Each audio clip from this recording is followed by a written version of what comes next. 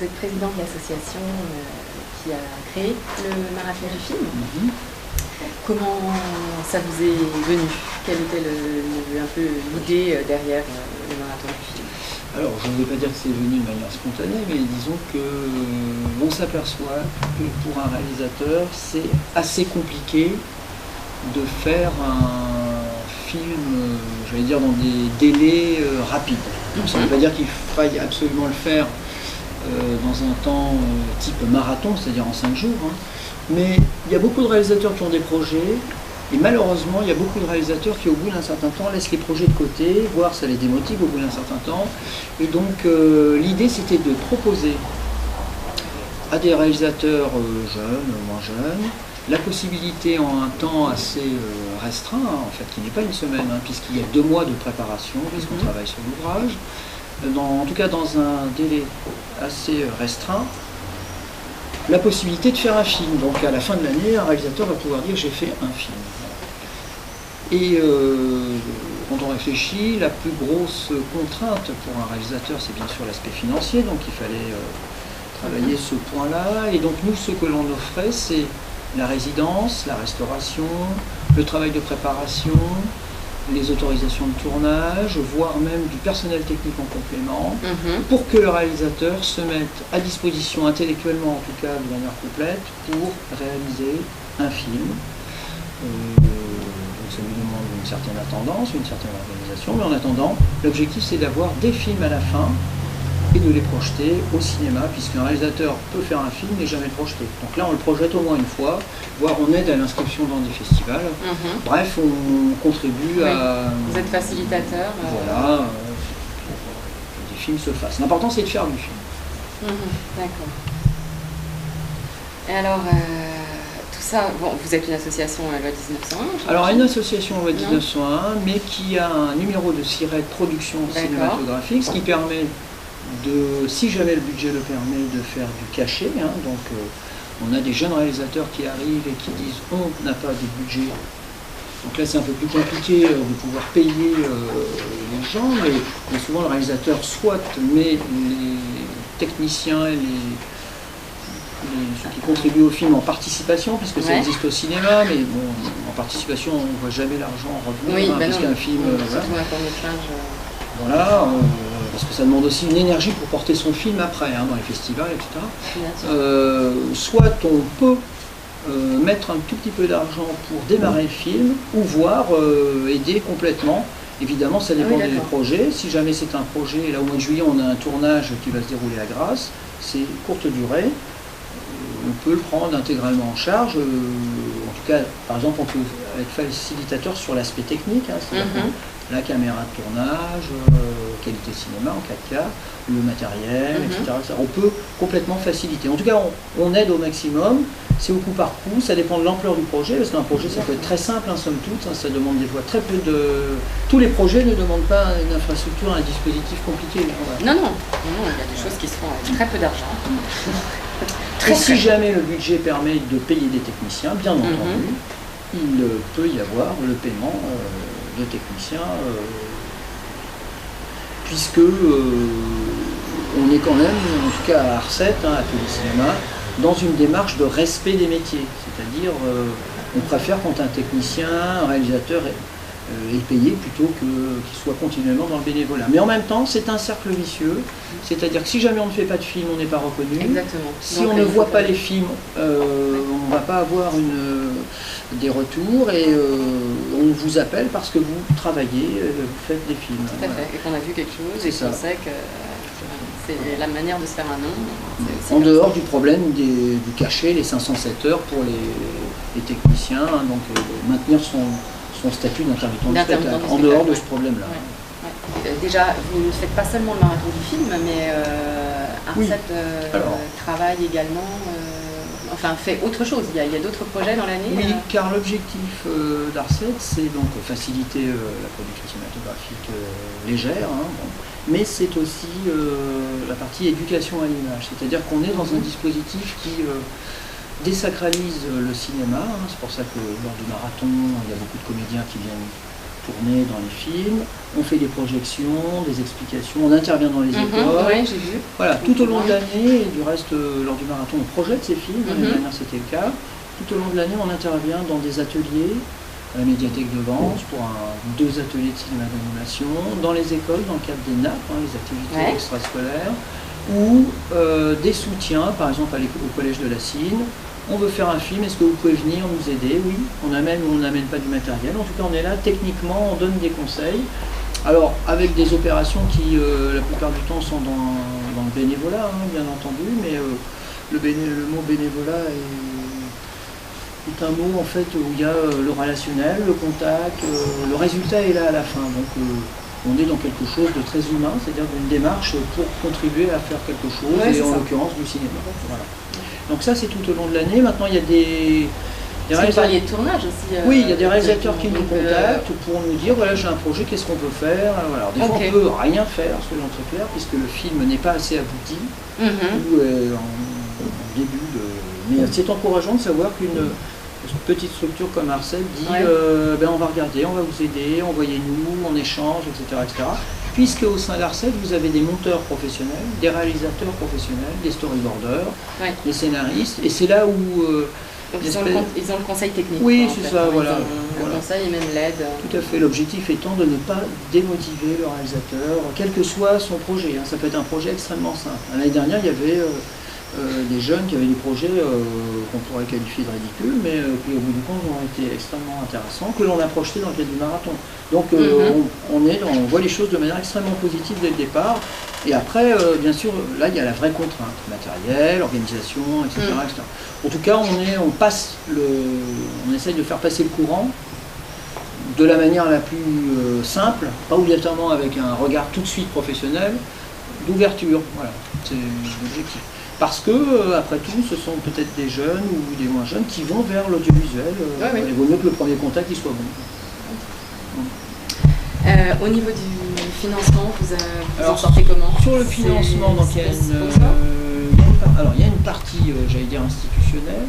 Alors je parle particulièrement pour le marathon. Oui, pour le marathon du film, c'est c'est organisé par Arcel, c'est un budget spécifique marathon du film, avec du partenariat et du financement. Donc sur le financement institutionnel, donc il y a le conseil départemental, 06, il y a la mairie de Vence qui contribue en grande partie, que ce soit dans les demandes d'autorisation c'est assez ouvert, il y a une réelle compréhension des services techniques, il y a une subvention, il y a une vraie interactivité avec la ville a bien compris que cette manifestation pouvait apporter autre chose que des gens qui tournent, ça va beaucoup plus loin, bien sûr, ça fait du lien, etc. Donc il y a la commune de Vence, il y a le conseil régional qui aide beaucoup le cinéma, et puis il y a du sponsor privé, de l'aide, que ce soit le Rotary Club, qui considère que c'est une manifestation intéressante, parce que notamment... C'est le Rotary de Vence? Oui, le Rotary Club de Vence, puisqu'on part d'un livre, et le livre, qui est quelque chose qui, sur toutes ses formes, numériques ou au papier, en fait est quelque chose qui il y a beaucoup de publications par an, bien sûr, mais puisque nous on travaille aussi avec les jeunes, le livre, la bibliothèque, la médiathèque de Vence, on essaye de déclencher quelque chose avec le livre. Le livre, c'est le départ de quelque chose. Le point de départ. Voilà. L'auteur est présent, etc., etc. Donc le Rotary Club est assez sensible à toutes ces démarches vis-à-vis des jeunes, etc. Et puis il y a le sponsoring. Alors le sponsoring, le principe est de ne pas dire vous nous donnez des subventions, alors on fait quelque chose, c'est de toute façon on fait quelque chose. Alors on fait quelque chose et on vous sollicite éventuellement, voilà. Et du reste c'est rassurant pour le sponsor. Le sponsor, quand il sait que vous allez faire la manifestation, il dit je peux m'engager. Donc en partant de ce précepte-là, donc du coup, il y a pas mal de sponsors. C'est vrai on nous demande. Ça, c'est assez étonnant. Comment vous faites? Tout simplement, on explique beaucoup le projet. Et c'est vrai que ce soit Bricorama, que ce soit des sponsors comme le Centre Leclerc, donc avec l'espace culturel Leclerc, où le livre est extrêmement présent, le livre cinéma aussi, qui offre notamment des petits cadeaux pour les jeunes, puisque les jeunes sont primés. En tout cas, d'autres, par exemple cette année on a Mitsubishi qui est un partenaire avec Sébastien Chatin de l'agence de Cannes, qui a été emballé par le projet, voilà, et qui a dit Banco, le projet est intéressant et je vous mets à disposition des véhicules. En plus, on est éco-prod, hein, c'est-à-dire qu'on essaye de limiter les déplacements, donc il a mis notamment des véhicules tout électriques, et ça c'était judicieux de sa part. Il ne nous a pas demandé de contrepartie véritable, mais nous, bien sûr, on essaye on utilise les véhicules, on les a, de la signalétique, etc., etc. En tout cas, lui, voilà, c'est sur le projet qu'il a dit « je m'investis Voilà, ça, c'était assez intéressant. Et ça permet financièrement, par exemple, de ne pas faire intervenir, devoir payer des frais de déplacement avec des loueurs. Donc là, c'est la contribution de Mitsubishi, et grand merci bien sûr, etc. Mais enfin, en attendant, voilà. Et voilà le type de sponsoring, c'est-à-dire dans les choses pratiques. Ça va être plus pratique pour vous aider au niveau pratique. Des partenariats comme un restaurant qui sont du reste des anciens, qui travaillaient pour les cantines de cinéma, qui ont tout de suite compris le projet et qui ont dit Banco, nous on vous accueille. C'est ici, monsieur Gérard Pichat, donc qui avait un local vide et qui a dit moi votre projet est intéressant, je vous laisse le local 10 jours, hein, mais 10 jours, nous, c'est très intéressant, c'était extrêmement bien situé. Donc 10 jours, le local est en très bon état, et donc nous, ça, c'est du sponsoring. Mais c'est sur la valeur personnelle. Oui, bien sûr, oui. On rencontre M. Pichard, il dit, on rencontre Sébastien Chatin, on discute, voilà, il y a une espèce d'échange. Voilà. Dans ce sens-là. Et ce type de sponsoring, hein, il faut discuter, il faut expliquer. Je trouve qu'il y a d'autres. Culture et cinéma, par exemple, c'est du partenariat, donc ils assurent les entretiens lors des projections, parce qu'ils ont l'habitude de projeter le film, on est tout à fait complémentaires avec eux. Eux, ils font de la programmation tout au long de l'année, nous, on fait des films, et voilà, les choses se font, en bonne intelligence. Je regarde un petit peu, alors l'ESRA, par exemple, l'école supérieure de cinéma de Nice, là, c'est autre chose. Il y a, de la part du directeur Thierry Collard, la volonté que les étudiants, bien sûr, soient sur le marché, même s'ils ont quand même de grandes facilités pour trouver du travail, les étudiants de l'ESRA, mais malgré tout, dès qu'il y a des tournages, donc Thierry Collard, lui, met à disposition du matériel. Du matériel, ce qui n'est pas rien. Du super matériel. Du matériel, voilà. Je sais, mon fils est à l'ESRA. Voilà. Du matériel, et bien sûr il y a des conventions, parce qu'on est obligé quand même de rester dans quelque chose d'assez rigoureux, donc des conventions de stage qui sont signées, qui comptent pour le cursus du diplôme de l'ESRA, hein, et donc du matériel et un étudiant, donc on est dans un total échange matériel. Oui, et puis pour les étudiants, c'est qu'ils s'arrachent ça parce qu'ils en ont besoin. C'est gagnant-gagnant. Oui, voilà. Je reprends les sponsors, donc après les sponsors courants, les radios, les médias, qui jouent aussi le jeu, parce que... Voilà. France 3, c'est quand même déplacé. France 3, je vais prendre un exemple tout simple, mais il y a même une société de nettoyage, une société de nettoyage de véhicules. Ben, tout simplement, le directeur, qui s'appelle Didier, de cette société, Rançoise, enfin qui est à Tourette, à 206, a dit moi je vous nettoierai les véhicules qu'on vous prête, parce que c'est toujours un problème, on vous prête des véhicules. Donc les véhicules qui sont nettoyés en plus, il a été sensible au côté éco-bio de notre manifestation, lui il est dans le nettoyage vapeur. Donc du coup il nettoiera les véhicules Mitsubishi. Il y a une espèce d'énergie. Oui, de synergie. Voilà, voilà, entre les, voilà, ils se connaissent entre eux, et voilà. Donc le sponsoring, on pourrait se dire en effet il y a beaucoup de sponsoring, est venu tout à fait naturellement. Voilà.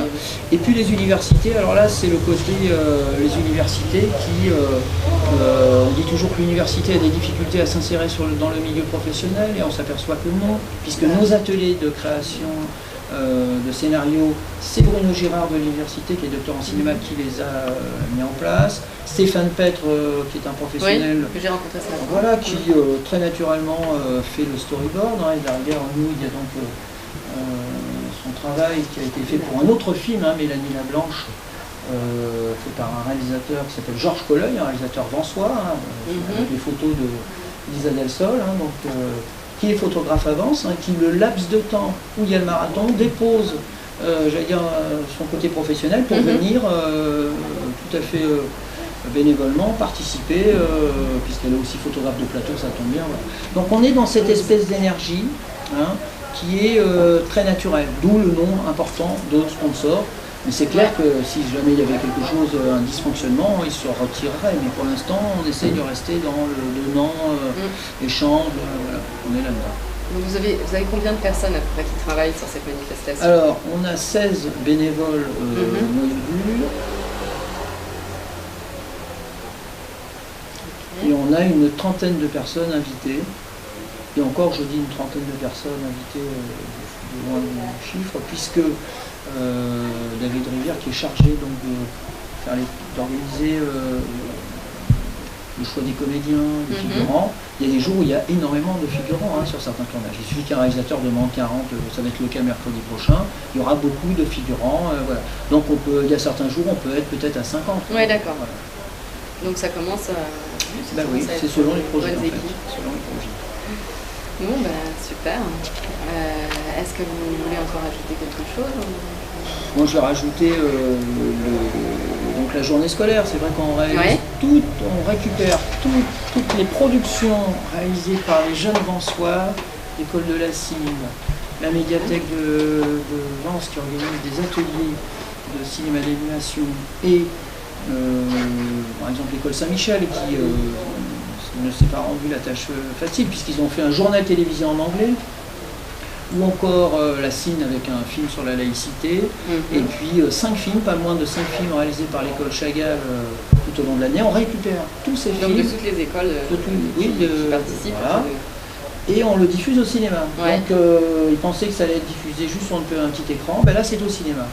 Oui, ce qui est voilà, et donc les parents viennent, les enfants viennent, etc., etc. Donc bref, il y a ça qui est assez important parce que c'est le début de Je fais du cinéma pour nous. Voilà, c'est les petits marathoniens du cinéma, à côté des grands qui sont en train de tourner. Je me sens concerné donc par le cinéma, il y a cette idée-là, je rencontre des gens. Et puis il y a aussi une chose importante, il y a le conservatoire de la ville de Vence qui est partenaire depuis le début, en personne de Mauricio Lozano, qui à la fois met tout un dispositif pour mettre à disposition des équipes de tournage des musiques libres de droit. Il s'adapte complètement au projet de film. Voilà, il y a tout ce côté-là, bien sûr, qui est très important. Donc c'est vrai que le conservatoire est partie prenante, ça c'est très important. Il s'appelle comment? Mauricio Lozano. Voilà pour les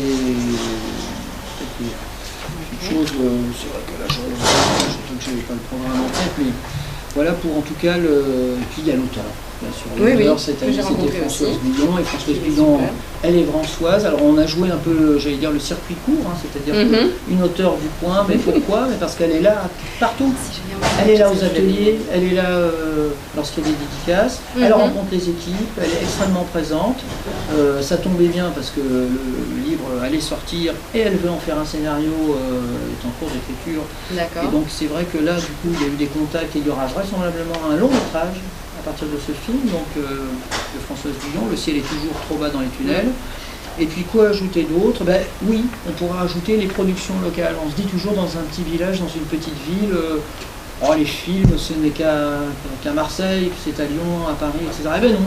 Par exemple, jeudi, nous avons un film sur les vacances de Le Corbusier qui va être diffusé au cinéma à 20h. Et ce film a été réalisé en grande partie par... le montage a été fait à Vence, la musique par exemple a été faite par Mauricio Lozano. Voilà, c'est des cas et le réalisateur de production de circuit court. Donc il a été produit avec Arcette, bien sûr. Arcette est producteur sur ce film. C'est un vrai cas. C'est un vrai cas, comme quoi un film, et c'est un film qui en plus démarre, il est demandé au cinéma de Beaulieu, il sera diffusé le 28, il est demandé dans des festivals à l'étranger d'architecture, etc., etc. Donc voilà, c'est le cas de quelque chose qui démarre, c'est un exemple typique d'une production professionnelle qui, du coup, s'exporte. Voilà. La seule chose que je voulais vous demander encore, c'est par rapport vous avez choisi l'ouvrage comment, et qui est-ce qui est à l'origine de... Enfin, qui choisit? Est-ce qu'il y a un comité de lecture, un jury, Alors, pour l'ouvrage, c'est assez difficile de...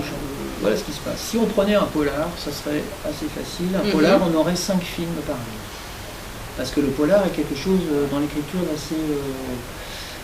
carré. Oui, c'est-à-dire qu'on voit tout de suite l'image. Alors, on essaye de trouver des ouvrages qui permettent une certaine liberté pour que le réalisateur puisse puisse avoir plusieurs possibilités, Oui. qui ne soient pas dans une contrainte. Bref, il faut trouver des ouvrages qui soient ouverts, peut-être pas si compliqué que ça, parce que dès que c'est un ouvrage compliqué, il y aura un problème après à la restitution du film, c'est-à-dire que le public peut avoir des difficultés. Ça ne veut pas dire qu'on n'a pas le droit de faire des films compliqués, on n'a pas le droit de faire du film RASC, du reste dans le règlement du marathon. On peut faire un documentaire, on peut faire de l'RASC, c'est pas obligatoirement de la fiction.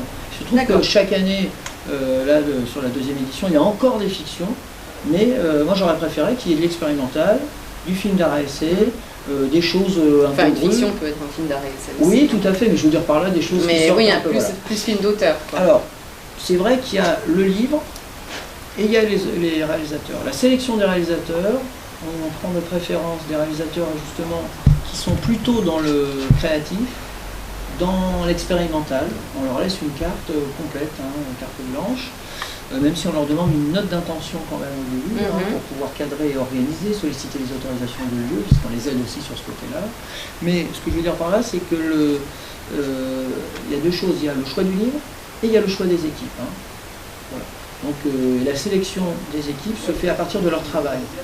Et puis de l'interactivité qu'il va y avoir avec eux, qu'est-ce que vous voulez faire, etc., etc. Et le livre, donc là le livre de Françoise Guillon a été, au début on était parti, puisqu'il y a eu le COP 21, on était parti sur la vie en cabane.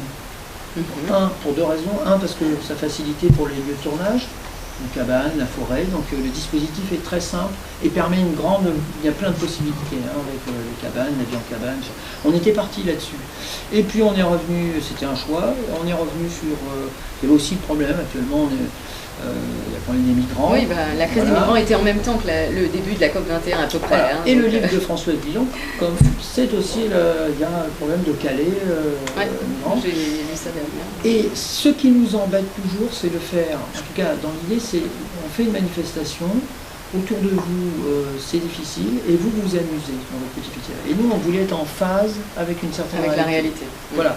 Et donc, ou en tout cas qu'il y ait une partie, quelque chose, on partait de quelque chose où on est quand même, c'était difficile par contre, par exemple, de partir d'un conte, on aurait pu dire on part d'un conte, oui mais, voilà, et il fallait, et les réalisateurs sont extrêmement sensibles quand même au choix du livre.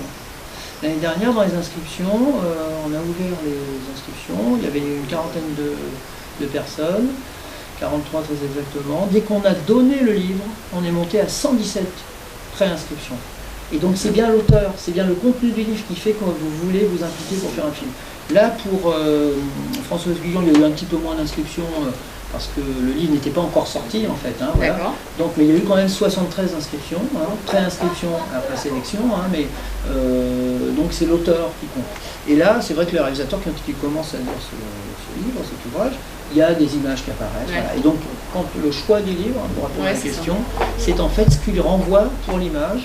Alors, c'est deux choses pour nous, c'est être en phase avec l'actualité, pas loin en tout cas. Et puis, à ce que le livre, dans son écriture, renvoie à l'image. Voilà. Mais un peu libre quand même, que ce ne soit pas dans la contrainte, pas comme le plan. Oui. D'accord. Merci beaucoup. Merci aussi. C'est super intéressant, vraiment.